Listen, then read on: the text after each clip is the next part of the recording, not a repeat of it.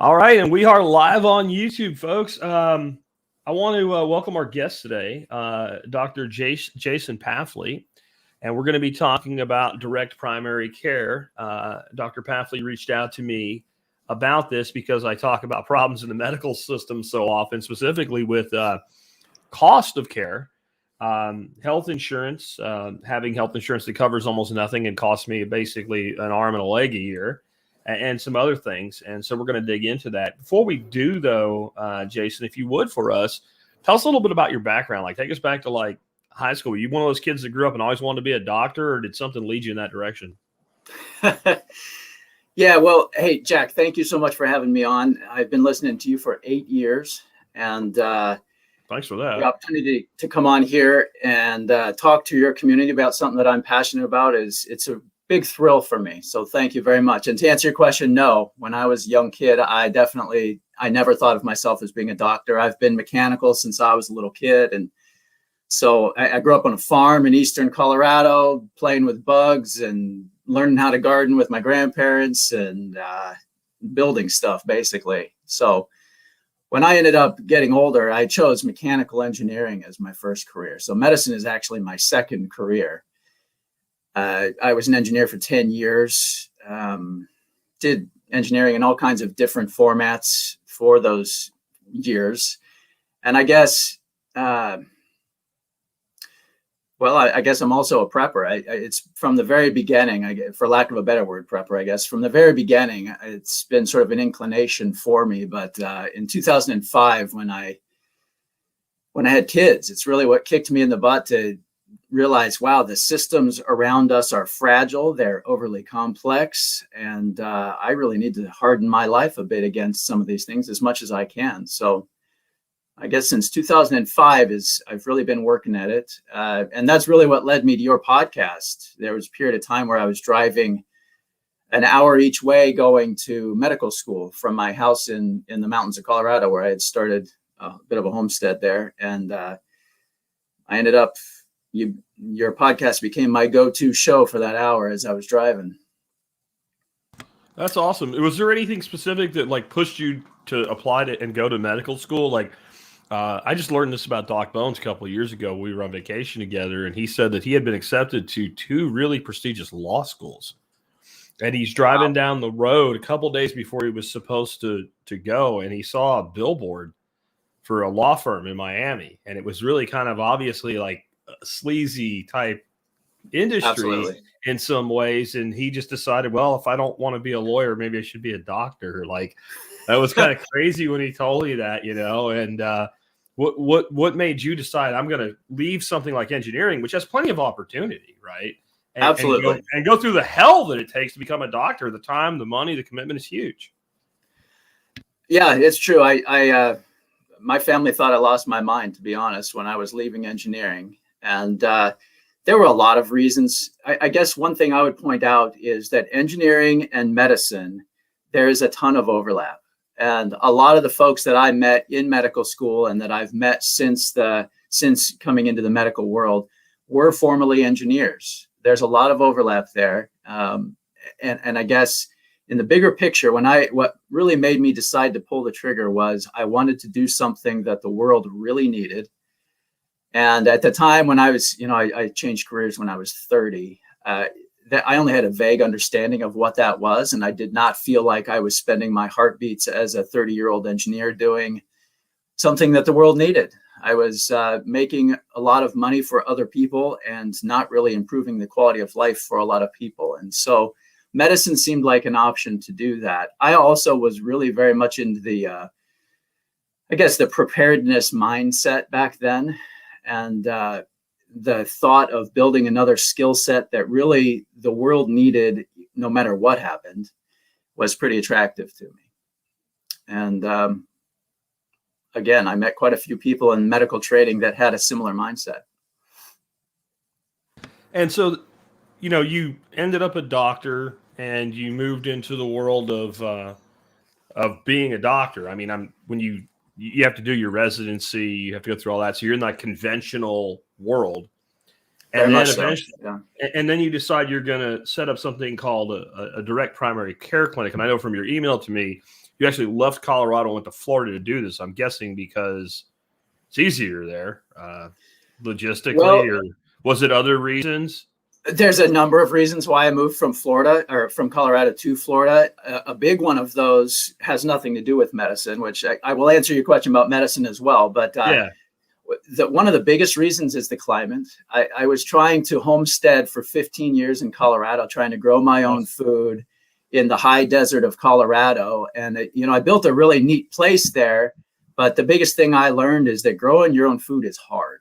And growing your own food in the high desert of Colorado is very hard. You get hot and dry or cold and dry there. And that was about it. And so for years, Florida has been pretty attractive to me for that reason. I also definitely was more attracted to the political climate here in Florida, and just general way of life. And it is easier to start a business here in Florida. I think, I did run a small engineering business in Colorado. Engineering and medicine are similar in content, but very, very different in how many licenses you need. And so I guess it's hard for me to compare. But the move to Florida, there were a lot of reasons for it. I'm quite happy that I did it. I, of course, miss Colorado and miss everything that I built out there. But in terms of medicine, I think this is the right place to be. Gotcha. So you decided to set up this direct primary care practice. How does that differ from a government approach or an insurance approach? Absolutely. So I've been in the medical world for quite a few years at this point. And all of those years, I started out after residency in the corporate world. Starting a business, as you know, is intimidating. Starting a business in medicine is very intimidating. And so it took me a few years to get my mind around that. I have been attracted to this concept of direct primary care since medical school, which was the first place I encountered it, and been learning it and researching about it. But while I was doing that, I was a hospitalist for a large corporation. I covered rural emergency rooms for a large corporation. I covered an urgent care. I did primary care in a clinic-based setting for a large corporation. I really saw the shortcomings of corporate medicine in that environment, just working that way. There's so much pressure to do things that have nothing to do with the good of the patient. They have everything to do with the profit of the business. That's what businesses do. So if you're going to have a large health care corporation, that's the pressure that you're going to get. Direct primary care is a very different way, fundamentally different way of delivering primary care. When done properly, I guarantee you it will save money for most of us.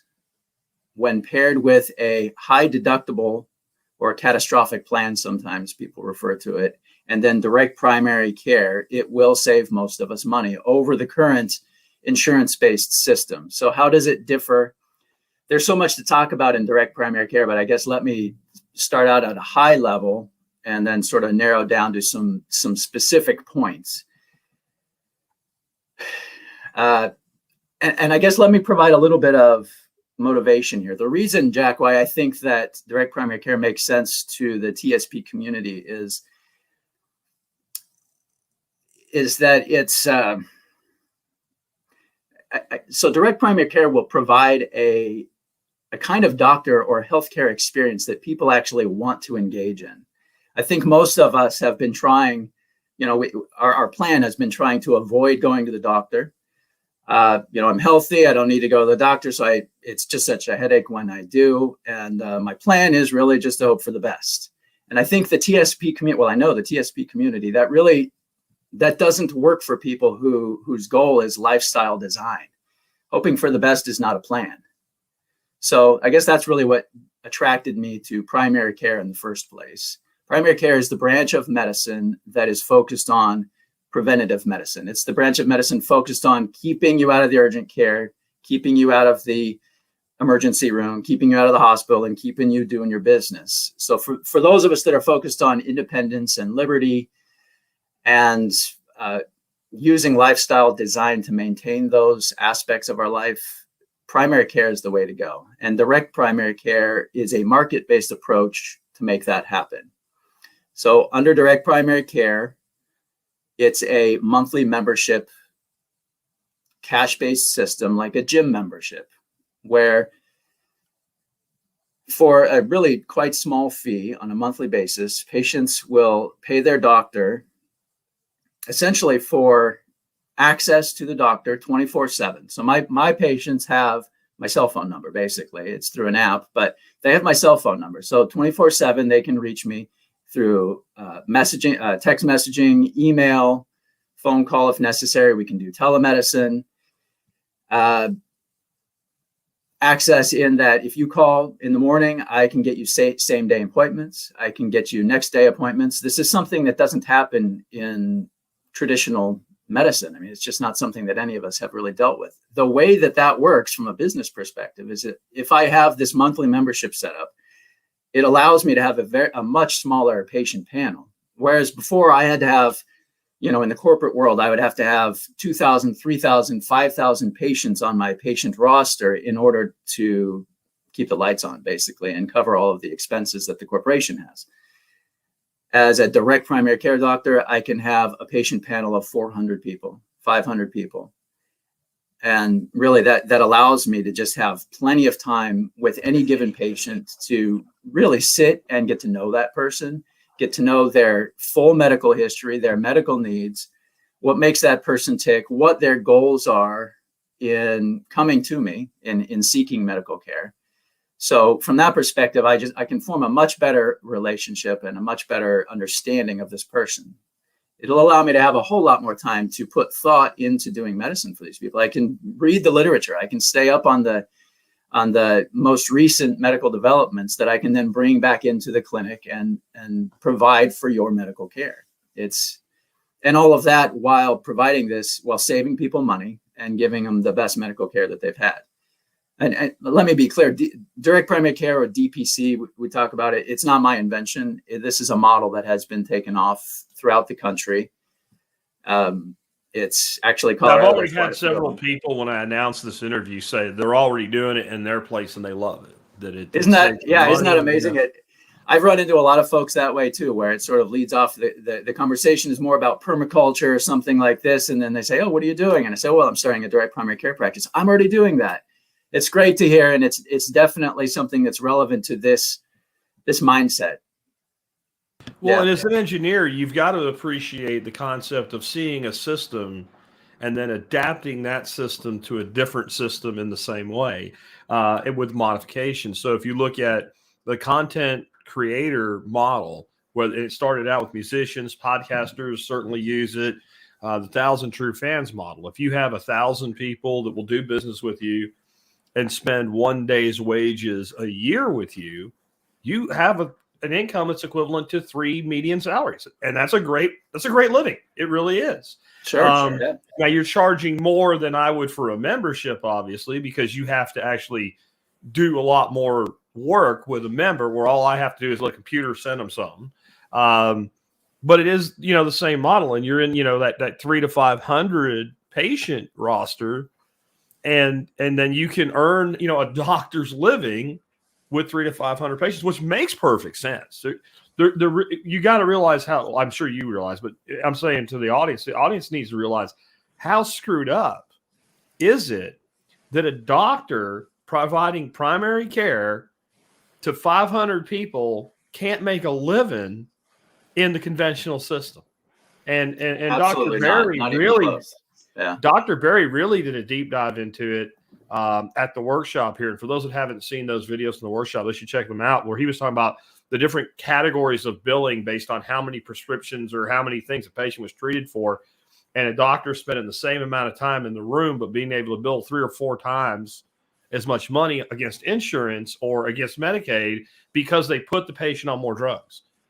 So when people say things like, because I had this discussion, and I knew I didn't have a really good way to articulate how it was done, but like, well, the doctor doesn't make money because you're on 4 drugs, because they don't get the drug money, right? You don't buy your drugs from your doctor.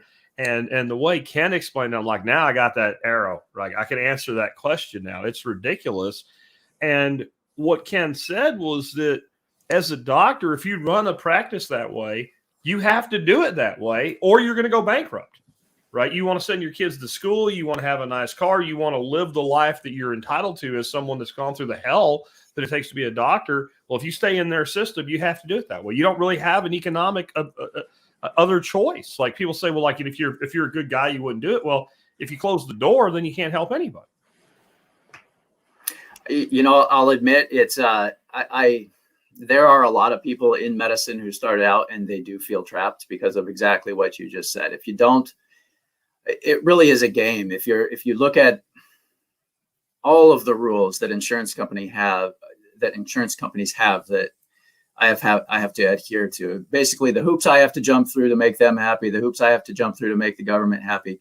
It ends up being a game where you spend a lot of your day as a doctor trying to do good medicine and mostly bending your recommendations around all of those requirements and figuring out how you're going to code it and squeeze the most you can out of the insurance company for the amount of work that you've done. You spend so much of your time playing that game that, I mean, as a patient, looking back in time before I was a doctor, as a patient, it just makes me mad to think about how much I was spending and how frustrated I was when I took my daughter in to have, medical care. I got 4 minutes with the doctor for a 15-minute visit.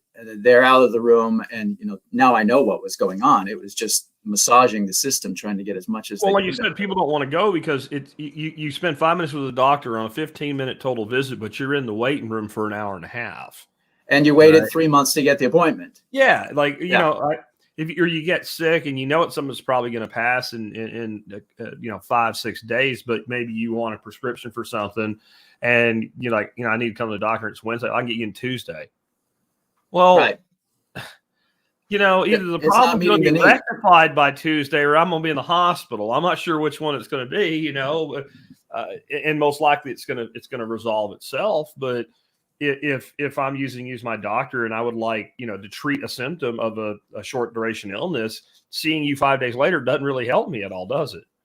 It doesn't. No, it doesn't. So again, that leads perfectly into why direct primary care is the thing that I'm doing. So if you're my patient, Jack, and you've got something going on, or I know from you mentioning it on the air when you and Dorothy got COVID, I know the hoops that you had to jump through. That whole process sounded very frustrating.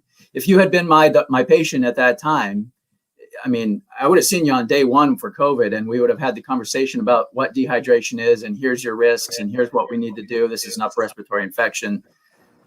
Basically, here's how we're going to avoid the problems that come from those. On day 3, I'd have been checking in with you by text. You don't have to come in. We would have been checking in and probably have staved off any dehydration. But if it did happen, it happens sometimes. Yeah.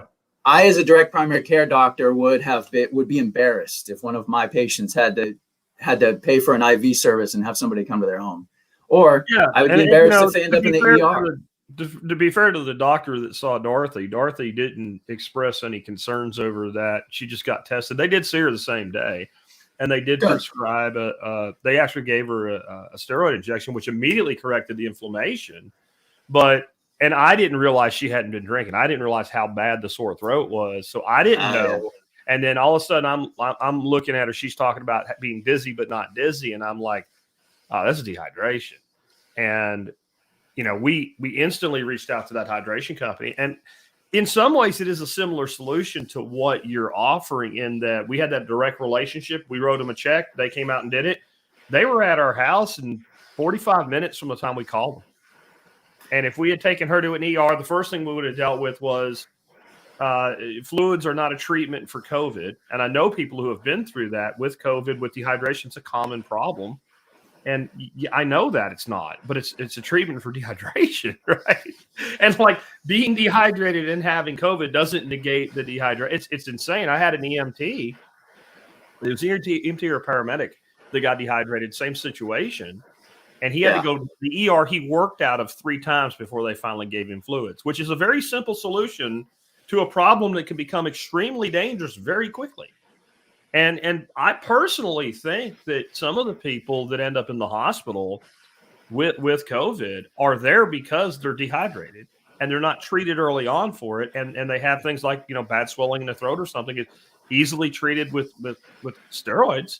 and they won't do it because there's protocols they have to follow. And I'm guessing you are not as roped into those protocols because you're not billing insurance. I'm not billing insurance, and I'm not associated with a large hospital corporation. Basically, I would say probably that those folks that you mentioned that had troubles in the ER getting what they knew they needed had a lot to do with the hospital policies or the corporation policies, check boxes that had to be checked before a certain medication was allowed. I mean, I, as a doctor, even in the ER, I can order whatever I think is appropriate, and I'm ordering those things under my license. But if I want to keep my job with this corporation, I'm going to follow their rules, and that's really where a lot of that nonsense comes from. That and checking all the boxes for the insurance companies. So, me as a doctor, I am not in my own clinic, in my own practice. I'm not really beholden to any of that, and by not accepting insurance, by not accepting public insurance, which is Medicare, Medicaid, I also check out of a lot of the federal rules, federal rules that, they really do cause a lot of frustration for doctors and patients in general. So that is something I won't be dealing with. And you, as a patient, won't be dealing with it in a direct primary care practice. So how does it actually save a person money? Because I think most people are still going to have insurance, because if I get hit by a tractor trailer and end up with a yield sign on my spleen, I don't want to go bankrupt. That's exactly right. And now I'm adding another expense, right, in a monthly membership.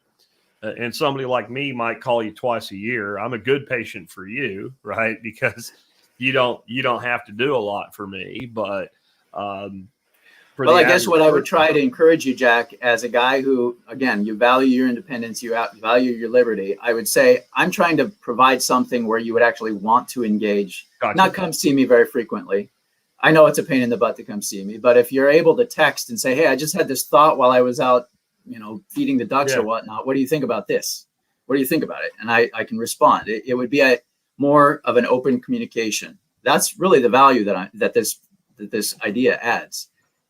I'm trying to change people's minds as to what having a doctor means, basically. Gotcha. Well, let's talk a little bit about the cost savings, though. So yeah, okay. So how does it financially make sense? Well, I'll use myself as an example. I left corporate medicine where I was insured. I started my own business, and I have to have my own health insurance. I've got to cover myself and 2 kids.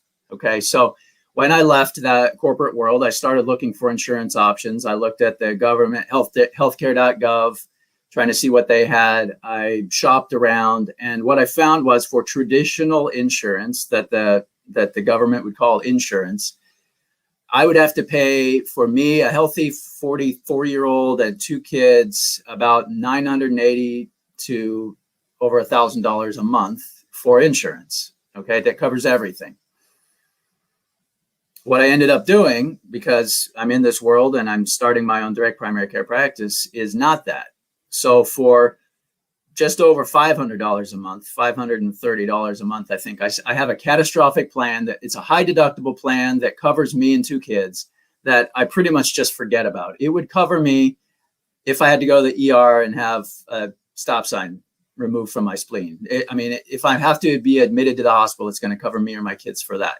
And then on top of that, I pay $120 for a membership for me and 2 kids at a direct primary care practice a month.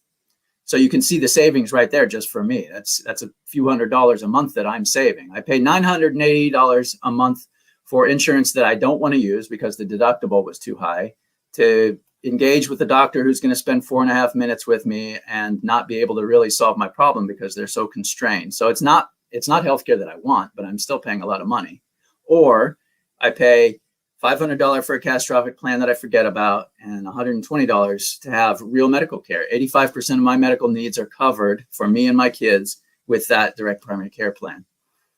I have care that I want to engage in, that I can text the doctor or call them and just say, hey, I need a prescription. Or, when I was when I had my kids, I was not in medicine at that time. And I was maybe a little bit more clueless than I should have been at that age, having kids, about medicine in general. And there were a bunch of times where my kid got sick with something and I didn't know what it was, and I didn't know how serious it was. And ended up taking them in and feeling like a real fool for spending a couple $100 afterwards for, nothing. Or waiting and just being real nervous that whole time as to whether or not I was forgetting or ignoring something with my kids. That goes away. This is medical care. That's actually a really good point. I think those of us who are parents or work, I'm a parent of an adult now. He'd take his own damn ass to the doctor, but that when you got a kid or two, you spend a lot more time dealing with medical issues than you do as a healthy, adult with a healthy lifestyle. And so you end up in these situations, like you're saying, where like the kid has an issue, but do I need to go to the doctor or not? I would imagine in your practice, the first thing I would do is get in touch with you and say, do you think I need to bring him in? And you might even do kind of like a telemedicine consultation on something. If you think, what, he could use a simple prescription or something like that. I don't even, you might be able to do that without me even coming in then. And I've had doctors do stuff like that, but it's pulling hard to get them to do it. Like, why do I need to come in and let you bill me $300 when we both know that you're going to prescribe a basic antibiotic for this bacterial infection or what have you? Like, we know that's what it is. We both agree that's what it is. Why are we doing this other than so I can give you some more money? I'll tell you, for me, what it used to be when I was in that, on the other side of that, was I would get a call from somebody that I had seen 8 months ago and barely knew. And they'd be saying, hey, I need this thing. Last time we used azithromycin. We did a Z-Pak for this last time. Can I just have it? And I'd say, man, I don't even remember those people. I don't know them well. This is, I probably need to look a bit more into this. Why don't we have them come in and I'll take a look? Well, of course, the scheduler then says, well, you can't have them come in because you're booked out for 2 weeks. Okay, so there's the problem. Under direct primary care, I've already met with you. I spent an hour with you or your kid the very first meeting. I know you well. I know them well.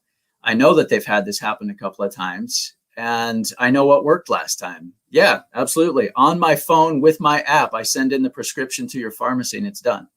Or that's wonderful. Or if it's in the middle of the day. If it's in the middle of the day, here in the state of Florida, I can be my own pharmacy. So I am my own pharmacy. I have the medicines here in my clinic. So if I say, I think you need a Z-Pak, I'm not really necessarily even going to send you in a prescription unless you want it. You can have it. You could come here and pay wholesale prices for that Z-Pak. You'll save money, again, beyond going to the pharmacy. No, that's great. That's really great. Why do you feel this is a liberty topic and a topic of independence?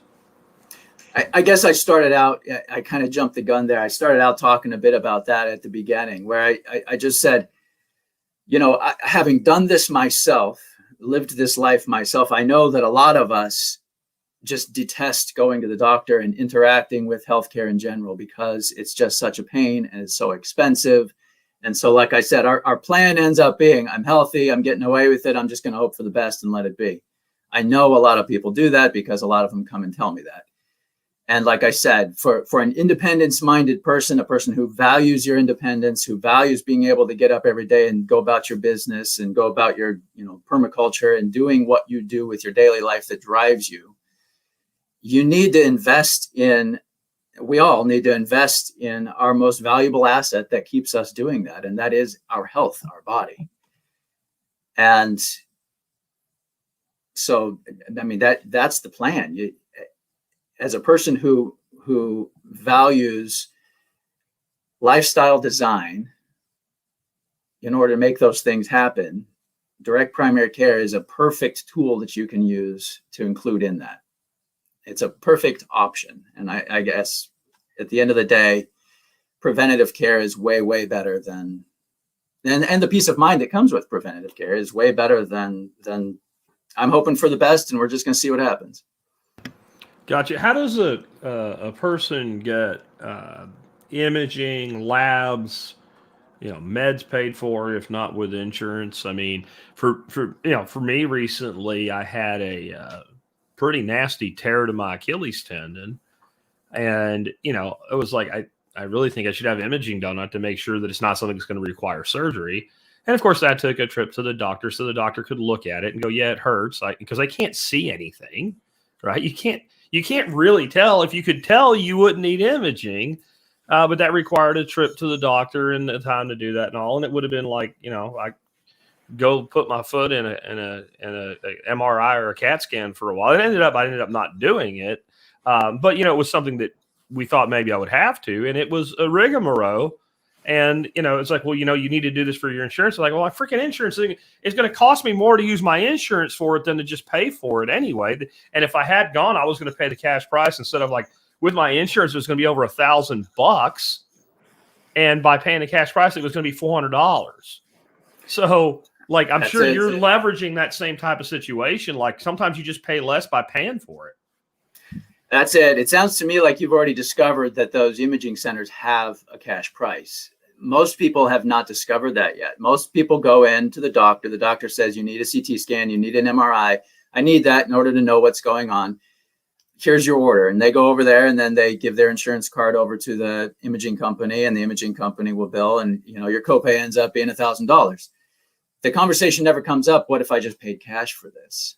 So for everybody listening, that's what you need to do, is pay cash for this. But for me, it's the advantage of having a woman as a wife that was a nurse for 25 years that knows things like that, because I don't know that stuff. I didn't know that. I do now, but I didn't know. So those imaging companies, they like doing cash business, because if they can just collect cash at the time of sale, they don't have to invest all of the time and money and resources into coding that visit and sending it off to the insurance company, arguing back and forth with the insurance company, going through collections to get the copayment. They don't have to do any of that stuff because they've already been paid for it. So direct primary care, most DPC docs have a relationship with one or more imaging companies around town. A lot of them have negotiated prices that are even lower than the public cash prices that they can get for their members. That is something that I, as a new doc in this town, I'm still working at pretty hard, trying to form those relationships and make those negotiations happen. But it is an excellent way to get, DPC is an excellent way to get less expensive imaging through the currently existing imaging system, just because of that relationship. They like doing cash business, and a lot of more and more so, a lot of these companies are going to do that because they can just check out and not have to deal with the insurance system and the overhead and the frustration and the bill that you get 3 months later because they want another piece of you, and just stuff that pops up out of nowhere. The same is true for labs. Actually, labs, I have a group purchasing contract with a lab company. And so what will happen is when I order labs, I will draw the blood here in my clinic, send it over to the lab company, and they'll bill me directly. And they bill me wholesale prices that are already much lower through the group purchasing organization. And my patients will pay me only what it costs me. So I can get a full blood panel, which your copay for, I don't know what yours is, but my copay through insurance would have been $100 or more. I can get that whole panel done, paid for $18. I mean, depending on what you need done.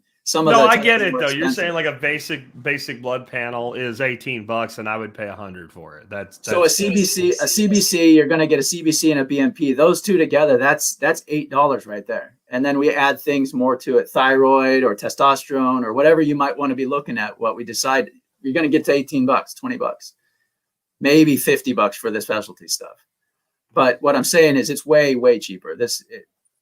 It's a much better way to just step out of the system and work face-to-face directly with your doctor. I got you. What about things like referrals?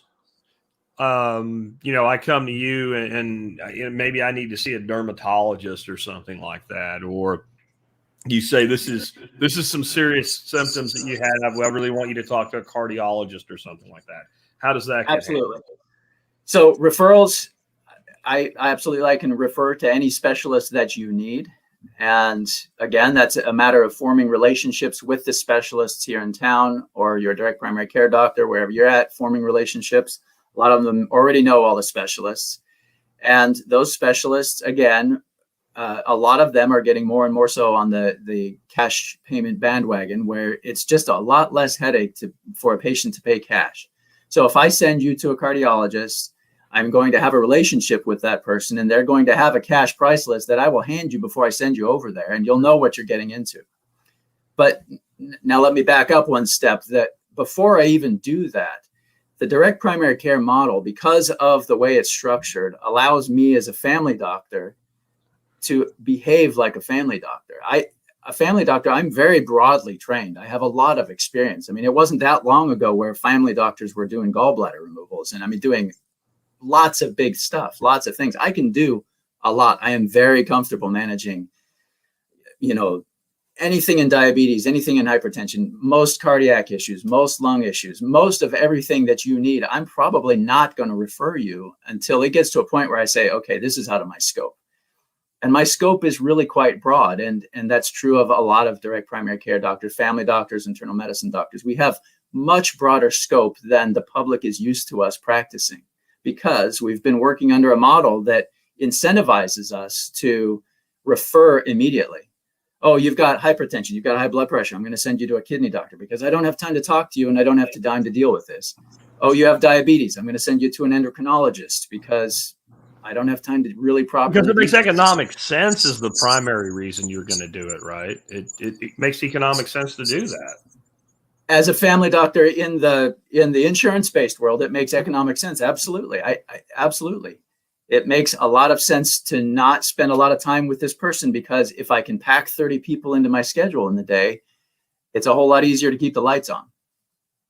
No, that makes sense. That makes a lot of sense. But in my world, in the direct primary care world, I'm incentivized to do the opposite. Like I said earlier, I would take it personally or be embarrassed if you had ended up in the ER for something that I could legitimately manage here in my clinic. And I can manage a lot independently in this clinic before I say to you, look, we need to get you over the ER. Yeah, I've always found that interesting when they're like, well, we got to refer you for this or refer you for that or refer you for this. It just seems like an insurance shell game. Because I'm like, would you skip heart day at med school, doc? Like, you don't know anything about hearts. I mean, isn't that frustrating? Yeah. Bypass surgery, I get that you want to refer me off to a good cardiothoracic surgeon. That makes sense. But like, oh, there's an issue here. Go talk to somebody else 3 weeks from now. Oh, and it could be serious, right? Like, that's it. That's the other thing. Like, oh, you have diabetes. Get an appointment with the endocrinologist, and you can start your insulin in 6 weeks. While I'm damaging every capillary in my body for another 6 weeks. It doesn't make sense. I can tell you, you're definitely a lot more turned on to this than most people are, but that is exactly how it goes. And as a doctor, I can tell you that is really unsatisfying. You can only do that for so long after having had all the training. And like you mentioned, all the frustration going through medical school and residency. I know how to do all this stuff. I don't have the bandwidth to do it right now because I have 2 people waiting for me and a phone call waiting for me, and I got to get out of this room. Yeah, I've had the back end doctor, blah, blah, blah, out experience, multiple times, honestly. Yeah. How do you mentioned keeping people out of the ER. Can you talk about some of the ways that you're able to do that with DPC? Absolutely. So the first step is preventative medicine. Like I keep saying, a continuous open communication between the doctor and the patient, where the doctor who is turned on and paying attention will be able to identify things before they get to the point of needing to go to the ER.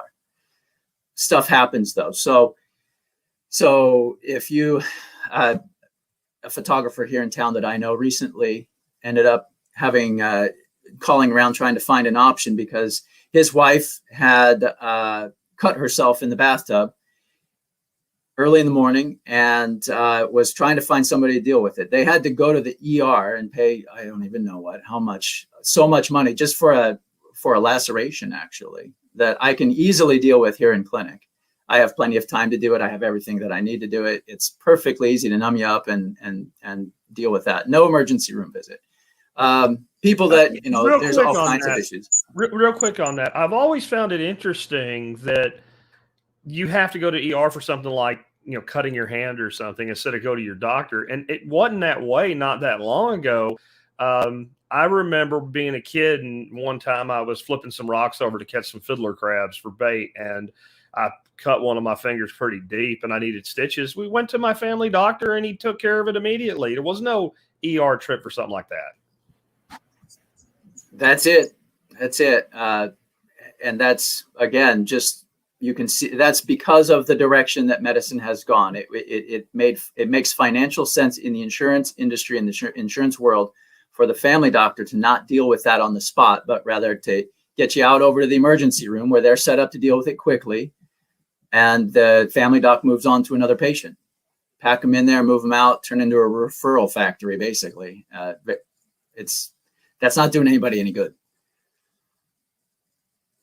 Yeah, it seems pretty incestuous is what it seems like at this point. Like it's all about moving money around like in a shell game. How do you help though if I do need to go to the ER, if I get admitted, if I have to go to the hospital and be admitted? Are you useful to me in that situation? Yeah, absolutely. And that's one of my favorite things to point out to folks as they come in. Look, I have been in medicine for quite a while at this point. I've been in many different aspects of medicine in the corporate world, and I can, through your membership with this practice, be an asset to you all the way through your hospital stay. So in the emergency room, we can be on the phone talking about what's going on. The doctors are seeing this. Why don't you ask your doctor about something else? Why don't you ask him about this? Ask for that specific test. If you get admitted to the hospital, the same is true.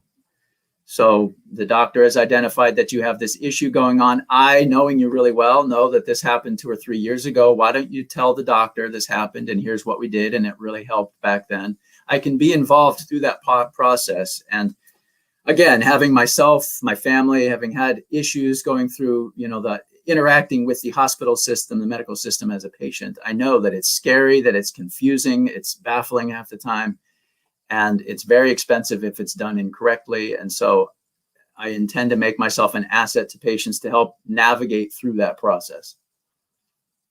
And I think that could be really valuable because a lot of times you're in a hospital, you're dealing with somebody like a resident or something. The guy's working 18 hours a day, 6 days a week, or more. And he just wants to get done. He doesn't want to be told by a patient, hey, doc, I think you're wrong on anything they don't necessarily want to listen to.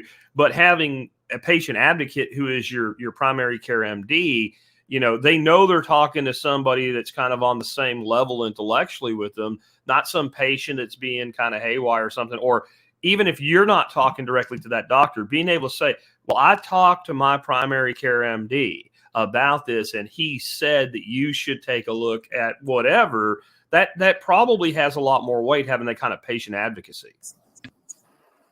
I think it does. And having been on that side as a hospitalist in the hospital, I genuinely appreciated it when I would hear from the primary docs who know that patient and say, hey, I know this guy, this happened. Here's how we dealt with it last time. Man, for one thing, it just made my life a whole lot easier, but it also just made patient care a lot more effective.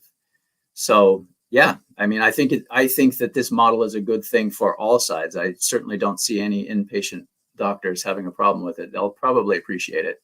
And I know the patients do. I want to start taking some questions from folks that are in the live stream here. We've had a few. One that I've seen come up a couple times from people is, what is the cost? Okay, good question. For a direct primary care practice, they're different everywhere. My practice, so for my practice from birth to the age of 17, my price is $25 a month. And I think that's a pretty common in the general range. Usually I always ask for that a parent be signed up with that child. And that's actually for legal reasons. Then from the age of 18 to the age of 40, I'm going to ask for $50 a month. And I think that's also a pretty common price range. And then it starts getting different. You've got from the age of 40 up to 64. So just before Medicare age, it's $75 a month. And really the needs start increasing as we get older. And so this is to reflect the fact that we're going to spend more time and do more in-house procedures and more in-house imaging. I've got a lot of testing that I do here in the clinic. So there's just more expense in that case. And then a lot of practices will enroll Medicare beneficiaries. In order for a doctor to do that, there's some legal things that have to happen on the federal side that not all doctors do. I am planning on checking out of that system in the summer of 2022. And at that point, I'll be able to enroll Medicare folks as well. But at current, I don't do that. Gotcha. And one of the other things that we've had people asking is, how do they find a direct primary care physician in their area? And specifically, where are you? We've said Florida, but Florida's a big place. So I'm in Central Florida. I'm in Ocala, Florida. The way that a person would find a there's direct primary care docs everywhere. Every mid to large city, even small cities, have direct primary care. The best way to do it that I've found is go on Google. That's the primary place I'm advertising. Go on Google and type your city or your nearest town and direct primary care. Direct primary care is a tag word that pops up, and all the practices that do what I do are including that in their search engine optimization. So it'll pop up. Gotcha. Tom says he was hoping you'd say South Florida, but like you were saying, there are direct primary care people all over. When I was looking for your clinic for a link for today's show notes, I had them popping up all around me. They're all over the place. Is there maybe some questions that you might specifically suggest that someone basically making that choice, because they probably have more than one they can pick from? Maybe some questions that you would advise someone to ask as a prospective patient and member in a DPC service? Yeah, absolutely. So just like human beings, just like businesses, all doctors are different. Well, we are human beings. We're all different. We all have different strengths and weaknesses and different philosophies. I would say most folks that go into direct primary care are here for pretty specific reasons that are aligned with this audience. But there are differences. So for example, there are direct primary care practices that will not accept you if you don't have the COVID vaccination. So you would want to ask, is that something that's an issue for you? My response to that, of course, is I don't even talk about that. It's not an issue. Come on over. No big deal. And I think that is true of most, but not all.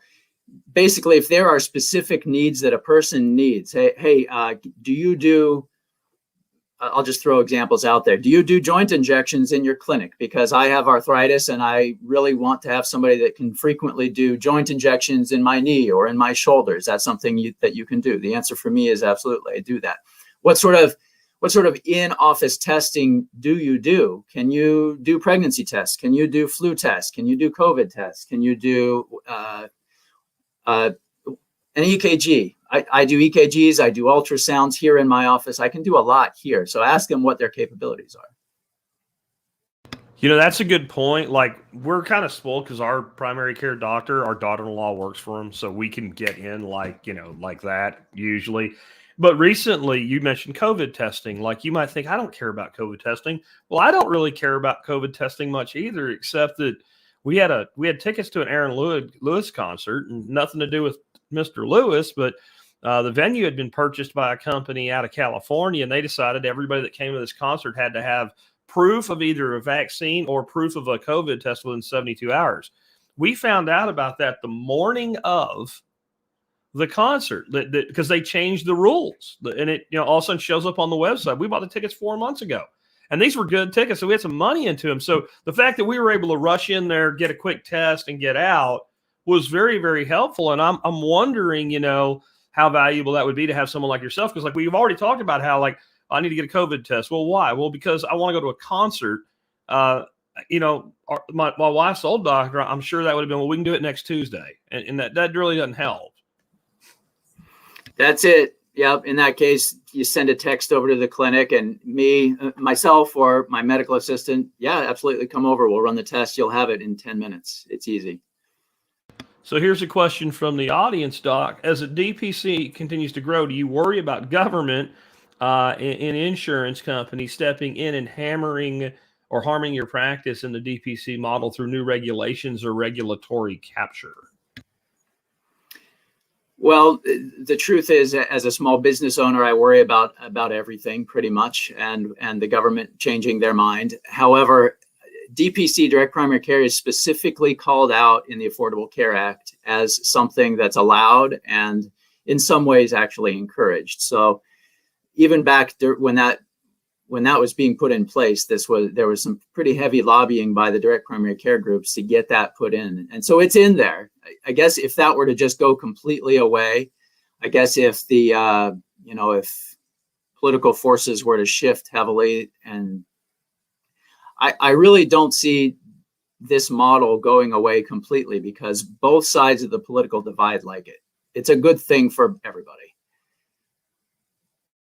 And then we have from Roy, how would one cover the cost of treating, testing, surgeries for serious diseases like cancer, lung, breast cancer, et cetera? I think I can kind of help you out with that from right off the bat. You're not saying to drop your insurance in doing this. This is an addition to insurance, but that's where the catastrophic would come in, right? That's exactly right. I am very much asking people, please don't drop your insurance. I am not a replacement for insurance. I'll cover 85% of your medical needs, but cancer and heavy surgeries, things that you need in the hospital, I cannot cover those. I'm a primary doctor. So you must have some sort of coverage for that. So what about using funds out of an HSA? If you have a qualifying HSA, can I pay your bill with my HSA funds? The frustrating answer to that is no. And there's some really sticky government rules as to why that is the case. And there are some reasons for optimism that in the next couple of years that might actually change. But right now the answer is no.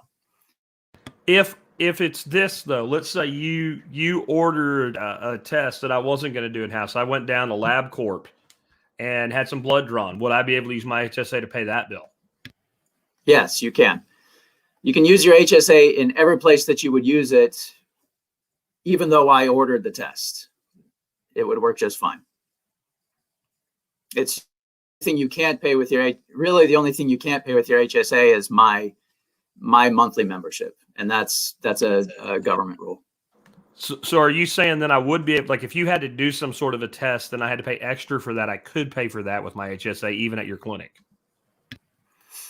You could pay for that. Yes. Yeah. Actually, you could pay for the lab testing, the extra lab testing, and the things that would normally be covered under your HSA. Yes. Good question. So are DPCs in general more willing to work with patients who prefer a more holistic approach to care for themselves and their children, not automatically writing a script for everything? And this comes from Karen. That's actually a great question, and I appreciate it because it leads me into some of the other alternative options that I provide here in my clinic. And I think direct primary care docs are often very proud of the alternatives that they offer. So the answer is yes. My own personal approach is I am really reluctant to write prescriptions for medications. I do not like long-term chronic medications. Of course, I do it, especially when it's appropriate, but I do not like doing it. So in my clinic, I do have a curated list of herbal medications, herbals that I recommend, that I personally use, that I have used with patients and I have experience with. I also do acupuncture. I do a very specific type of acupuncture called AcuDetox, following the NAD/NADA protocol. And I am very open to exploring new options. If a patient were to come to me and say, hey, I found this new option, what do you think? I would give an honest opinion. I'm very open to it. I certainly don't know everything. And Western medicine, human beings don't know everything. There's plenty out there that we don't know. So let's learn together. And I would think that's also kind of an it depends question. I'm sure there's DPC physicians that are very by the book, technically, that like they just believe in reading the synopsis of the study and taking everything at its will. And like any other doctor that you might go to, you're going to have individual variances difference. And that's where going back to the earlier question about what questions to ask would be, if that's important to you, then I would think that you'd want to have that discussion before signing up. Like, if you're concerned with availability of early treatment for the COVID, you might want to ask, that what that doctor feels about that, because I don't feel we as patients have a right to tell a doctor the way they're supposed to practice medicine. There's a reason they went to medical school, and we can't just walk down to a pharmacy and start loading up on Valium on our own, right? There's a reason for these safeguards. But I also think that a patient has every right to know that doctor's philosophy of treatment and medicine before they choose to do business with them, which is why I like this approach, because I don't think it's very effective to get a book and it says, here's the 5 doctors that are within 20 miles of you that take your insurance. That's not a great way to pick a doctor, but it's how most people end up having to do it right now.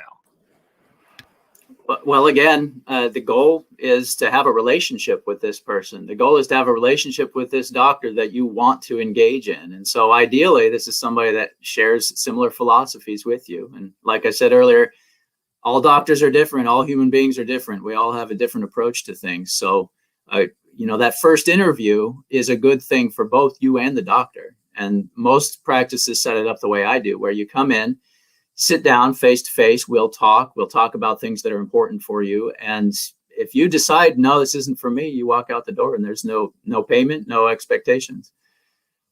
See, and I think that puts the patient back in a position that they stopped having, which is, what doctor am I going to choose?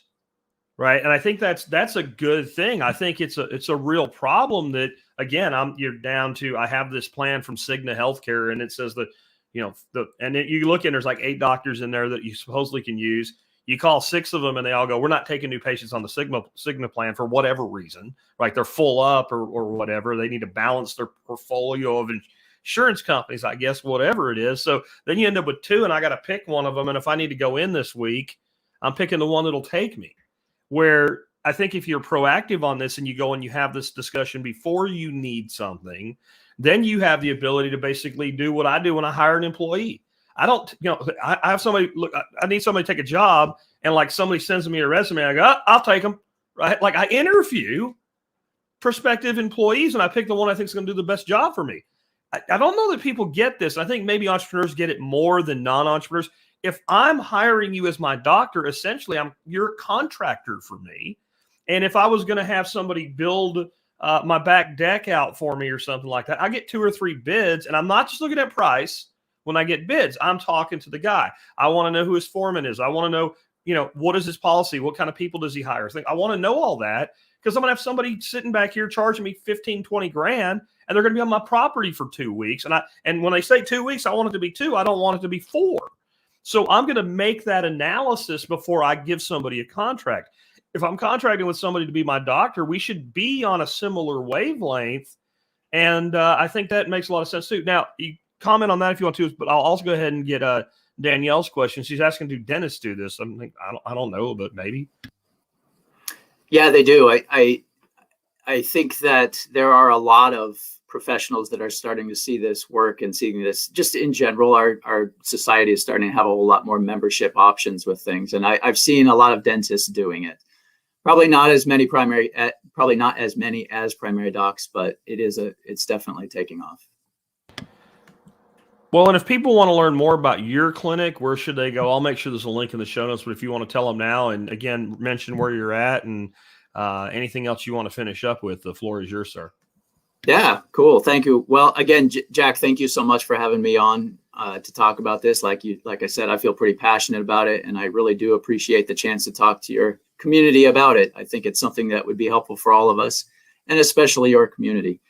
So I am in Ocala, Florida. My company name is Agora Health Direct Primary Care, and my website is agorahealthdpc.com. So DPC is in direct primary care, agorahealthdpc.com.